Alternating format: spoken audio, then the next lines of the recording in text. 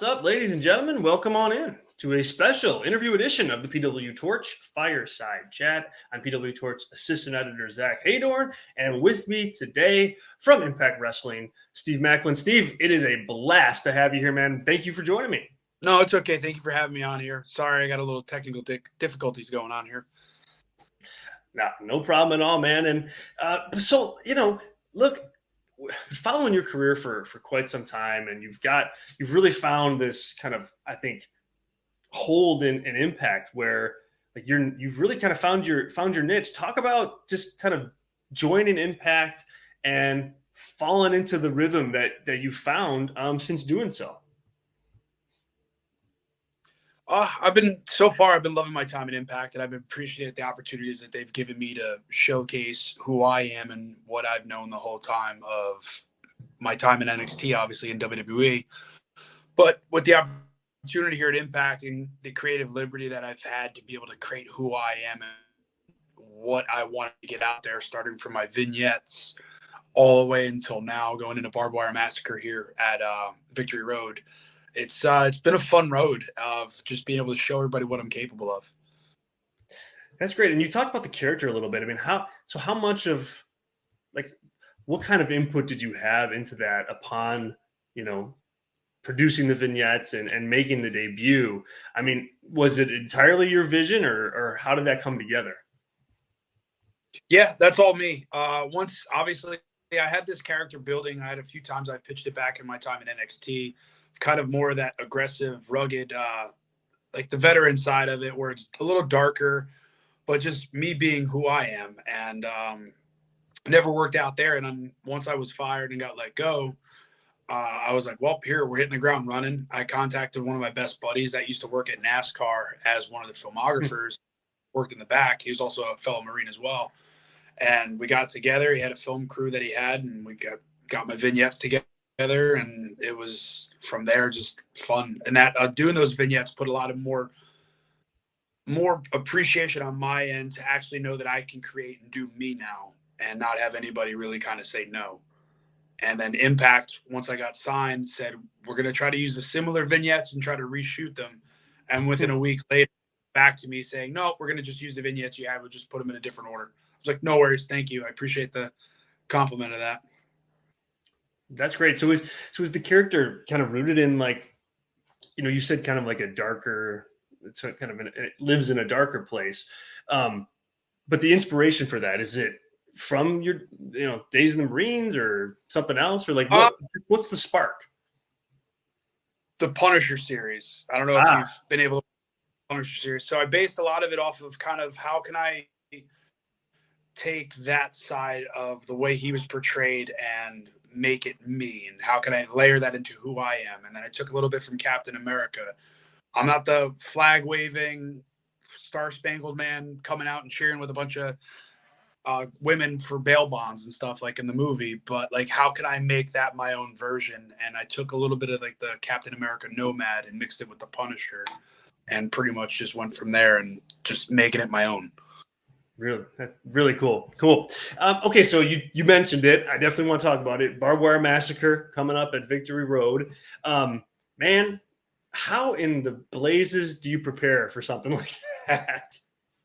I've been asked this question a lot, and you just you got to know what you're getting into, and it's going to be a match that is Barbed Wire Massacre. It's in the name. Obviously, it's going to take a toll on my body. I know I'm going to bleed at some point. You're bound to get cut in a barbed wire match.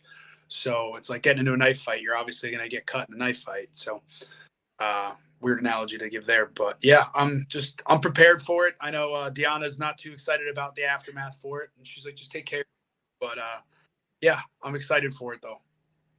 When you guys kind of sit around and think about, all right, we're booked in this match, obviously you know that it's going to be violent, but you also know that there's been a lot of different barbed wire matches and barbed wire stuff that has happened. How do you work as like a unit when you guys are artists painted on the canvas? How do you make sure that the violence that you guys are going to showcase is different from others and tells a story at the same time? Well, obviously with the storyline we have going in with me and Moose, whether we're in cahoots or not, but we're obviously have a plan together, and his side is taking care of Sammy, or me taking care of Sammy for him and helping him. And then, well, later to be revealed what mine is. But there is a plan to go ahead. But for going into this, I think we showcase, because I'm going in there with two former Impact World Champions, one being Moose and one being Sami Callihan. I think we want to try to up the ante on this match and obviously tell a good story of what we've been doing as well and try to mold everything into one.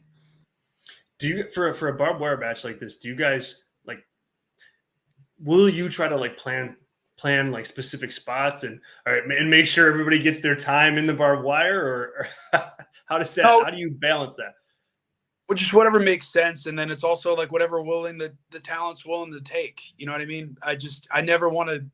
I'll never give a suggestion that I wouldn't do. But then at the same time, if I do have an idea, like, hey, maybe you want to do this, I don't know if you're comfortable with it. And that's usually how I go about, even in a regular match.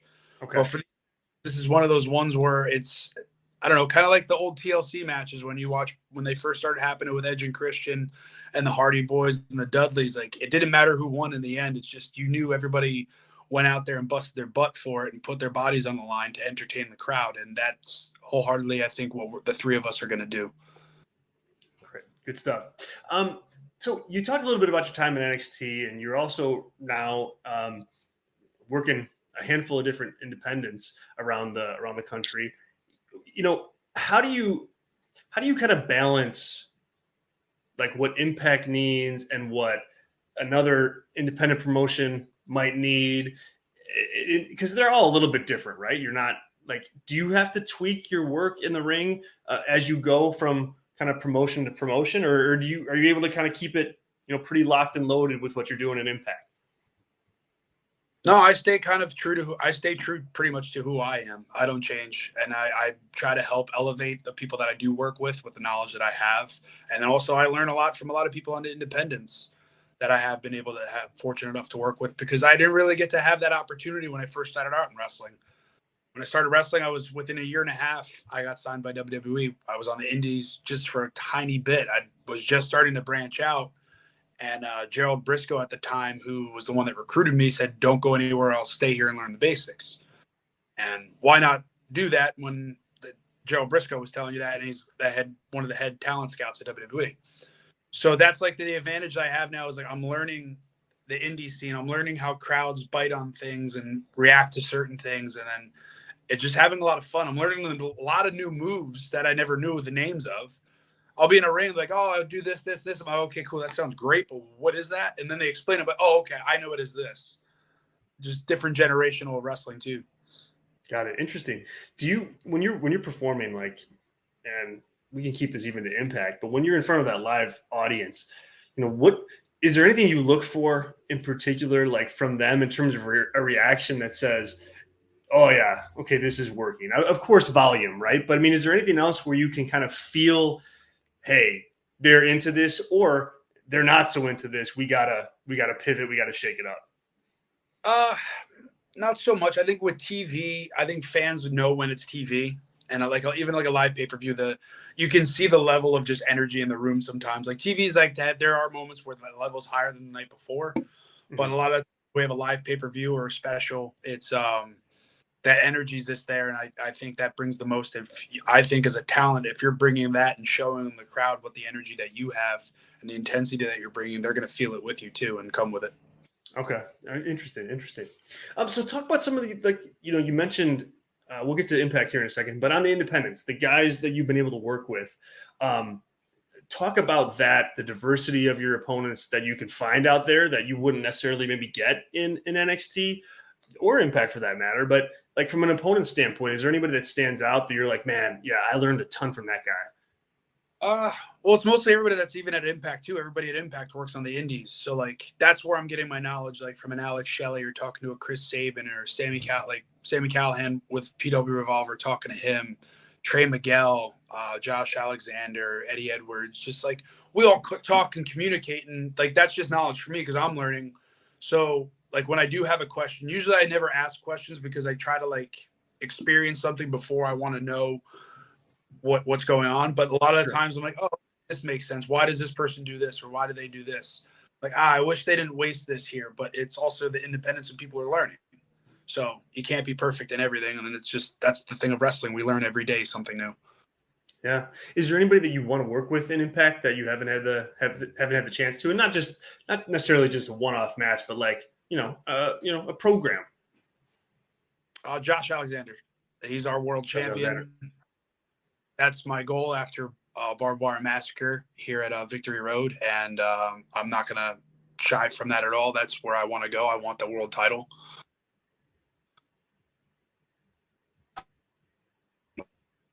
Would be one of those matches I think that people have been talking about quietly, but I think people are kind of realizing that's where we're going to end up at some point. Hopefully holds on to that world title, that Bound for Glory against Eddie Edwards. And I don't know how that's going to work out with him with all the Honor No More. So we'll find out. Yeah, we'll find out.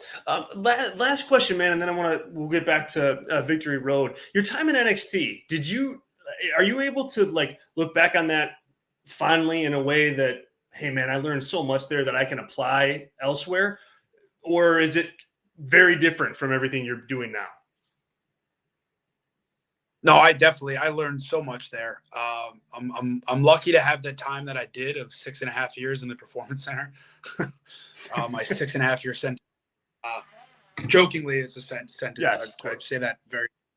But no, I learned a lot there. I learned how to work TV. I learned how to work cameras more. I kind of little minor details, and then just being able to learn how to work with a lot of talent there from around the world, whether they were from China, India, talent coming in and learn how to be able to move people and dealing with coaches like a Norman Smiley, Robbie Brookside, Nick Dinsmore at the time, Scotty Tuhati, freaking Steve Carino, Adam Pierce, just everybody there helped so much. And then being able to have those opportunities to be in front of Hunter and sit with Sean, go with just a lot of little things that you wouldn't think about and like minor details of watching a match afterwards.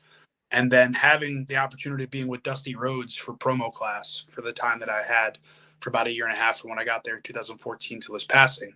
And I cherish that the most because he helped me find my cadence in promos and let me he let me talk at first. And then he kind of said, say it this way, tweak this. Like a lot of tools came out of that place for me. And I look back at it, and as much as a lot of people are like, oh, are you angry when you got let go? I was like, yeah, of course I would be angry. Like, who wouldn't be mad when they get fired from their own job? But I look back and I appreciate the time I had there. And then I'm just using the he taught me where I go now and try to make the business better.